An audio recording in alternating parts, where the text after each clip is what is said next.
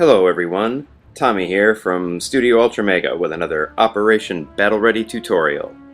Today we are painting on one of Warsenal's excellent new Sunomata bases, and I'm looking to give it a bit of a Death Star vibe today, so we're going to start with a layer of Abyssal Blue.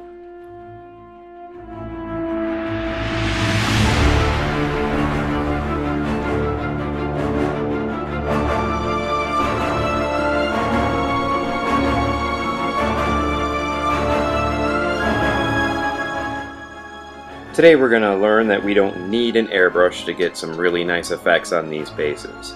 Normally I paint with the model attached.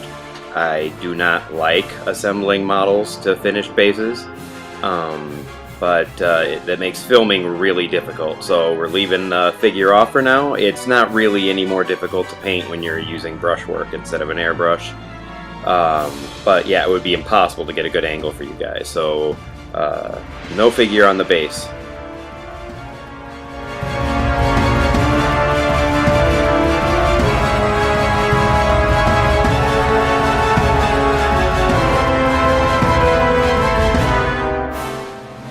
Now that I have a nice opaque layer of Abyssal Blue on there, I'm going to bring out the Caspian Blue, and I'm going to make a 50-50 mix with that and the Abyssal Blue. I got a nice thinned out little pool there, and I'm going to start to cover the Abyssal Blue. The approach we're going to take today for some nice gradient highlights on these bases is I pick the highlight color and then I make a 50-50 mix. And then I'm going to take that 50-50 mix and start at the edge and bring it up close to, but not all the way to the previous color. See, like near the edge of the support girders there, I'm leaving some Abyssal Blue showing. And then when I get that distinct line between the new 50-50 layer and the base layer beneath it, I will go back with some extra thin of the previous color, in this case the Abyssal Blue. It's probably about 4 parts water with 1 part paint, thin enough to call it a glaze, and I glaze over the adjoining color. See there, right along the line? That little bit of glaze of the previous color just helps blend it all together. And now I'm laying down the pure Caspian Blue over the 50-50 mix. And again, I'm not bringing it all the way across. I'm leaving a bit of that 50-50 mix color showing.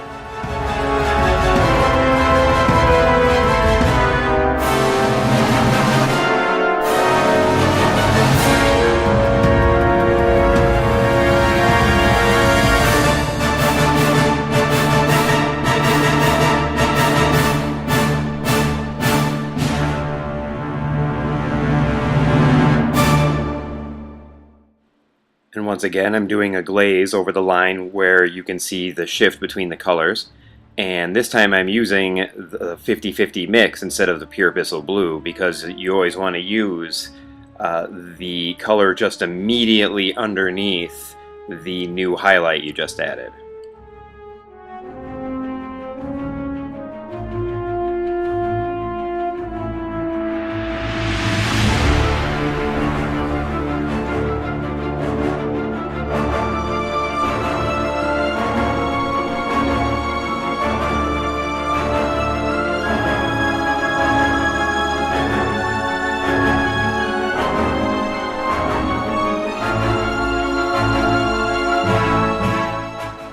Now that the highlights have all been brought up to Caspian Blue, we're going to bring out the Bearing Blue. And the first layer we're going to do is again a 50-50 mix of the Bearing Blue with the Caspian Blue.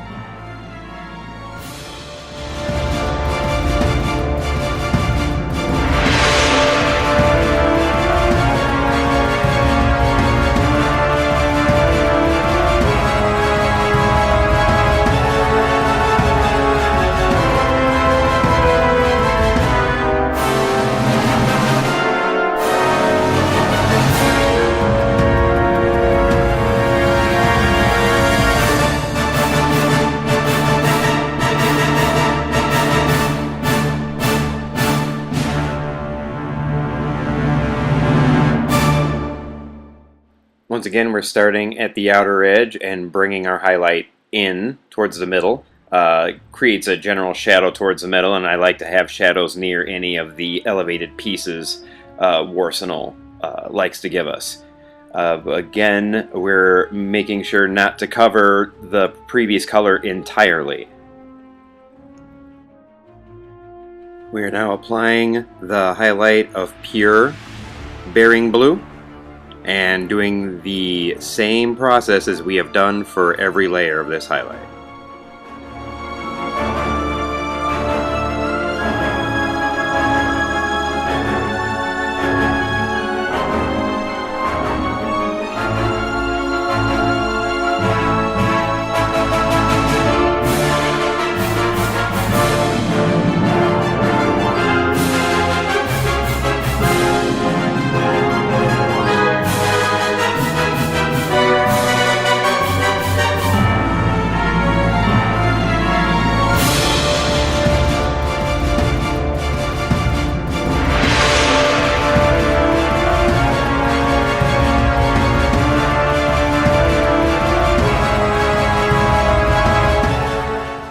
As we wrap up the highlights on our base layer here, we're going to move on to the support framework that's raised on the base, and we're going to start with some anthracite gray.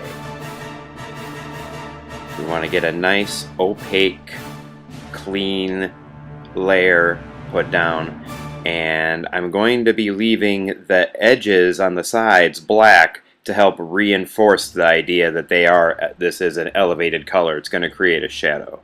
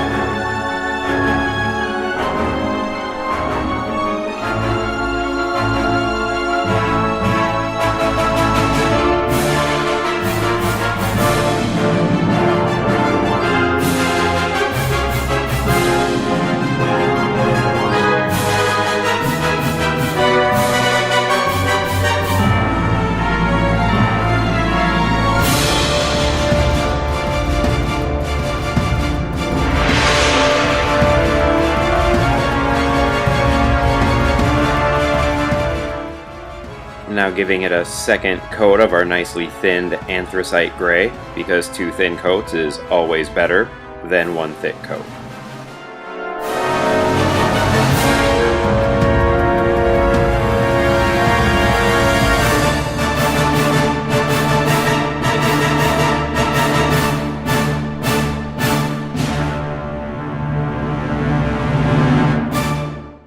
Now you're going to get to see me do something you don't normally get to see me do. I'm going to shade down a color. Normally I always start with my darks and build all the way up. But in this case, got a nice kind of brighter gray here, and we want to make a nice shadow here in the middle. So I'm going to make a 50-50 mix between that and black, and I'm going to create a glaze out of it. That mix is about 1 part to 4 parts water. And starting in the middle here, where I think my figure is going to loom largest, I'm going to start laying in this mixture as a glaze.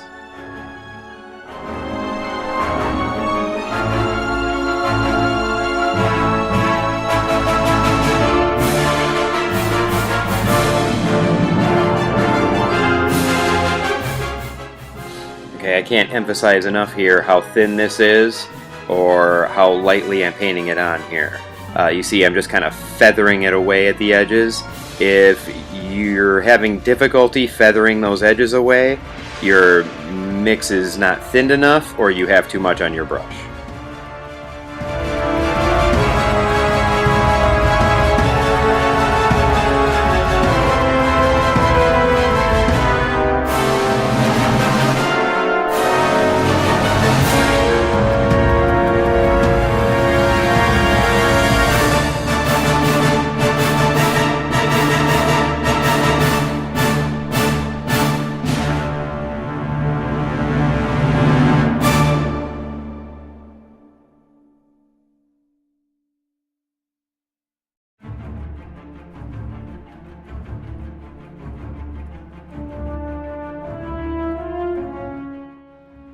Now as I go over this shadow and I want to make it progressively darker, I don't add any more black. I just keep using the same glaze. I just cover less and less of an area, focusing more and more towards the middle with each layer. If you're going to shade in this way, make sure that that layer of glaze is completely dried and cured before trying to lay a new layer on it. Otherwise you might wake it up and end up pulling a patch out.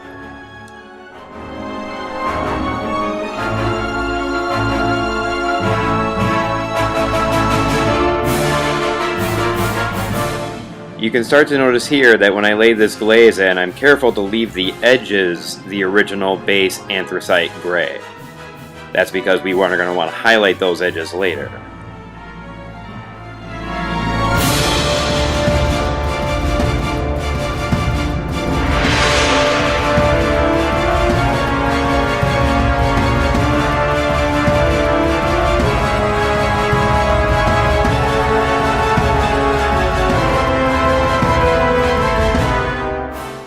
Now that we have a nice shadow there in the middle of the base, we can pull out our graphite and begin to do some highlights on this support framework here.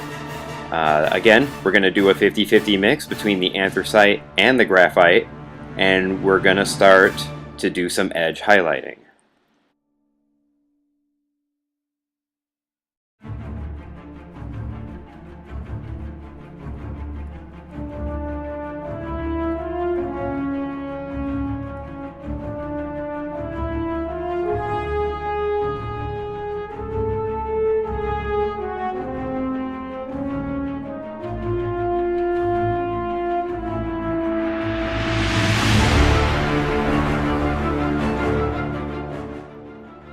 On these wide open ends of the support beams, I'm going to feather in some of this highlight just like I did on the blue grays beneath it.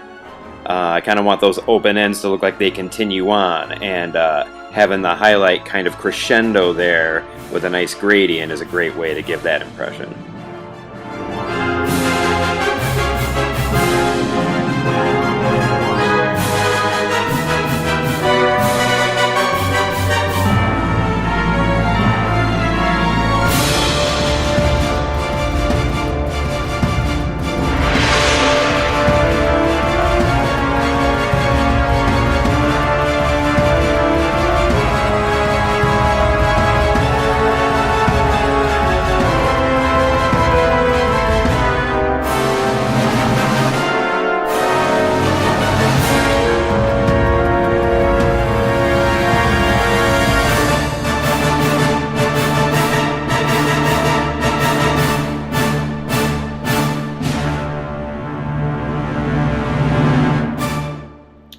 Now here it looks like I began a new level up of highlight, but I'm using the exact same 50-50 mix.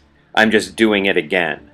Because we use nicely thinned layers, just doing a new layer of the exact same color will give us better saturation and a little brighter highlight. It's a way to do a step of gradient without mixing a new color.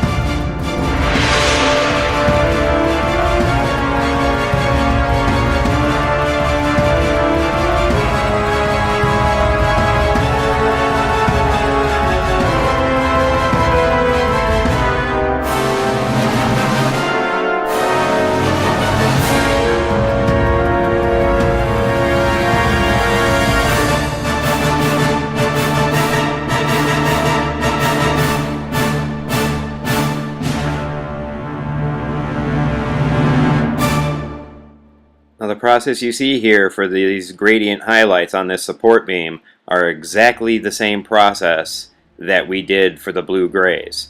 We're going back in, doing little glazes of the previous color to help hide the transition. Everything is the same.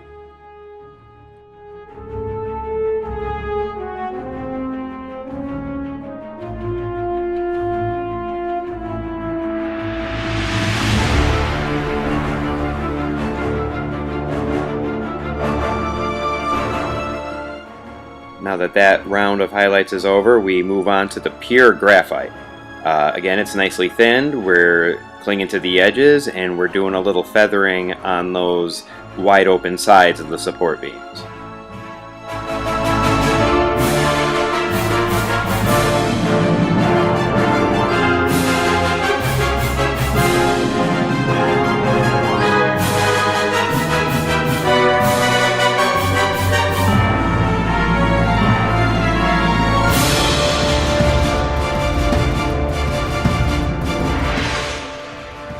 Also note that as the highlights get brighter and brighter, I start to favor the corners over the edges. That's what's going to give you a real dynamic look and bring those corners a lot of visual attention and pop.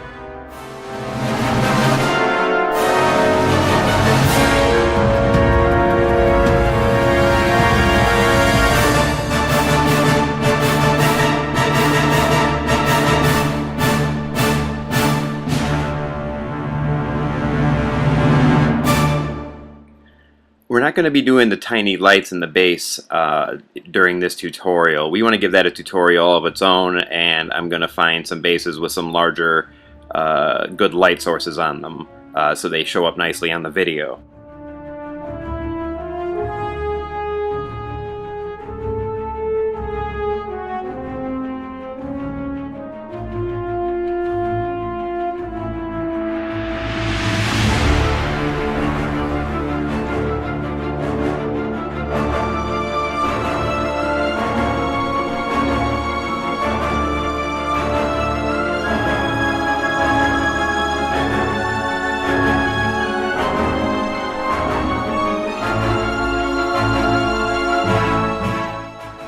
As we bring these final highlights to a close, I would like to thank Warsenal for the beautiful new Sunomata bases, and all of our patrons at Patreon that make the production of these videos possible. And please don't forget to like and subscribe, it makes us feel really good.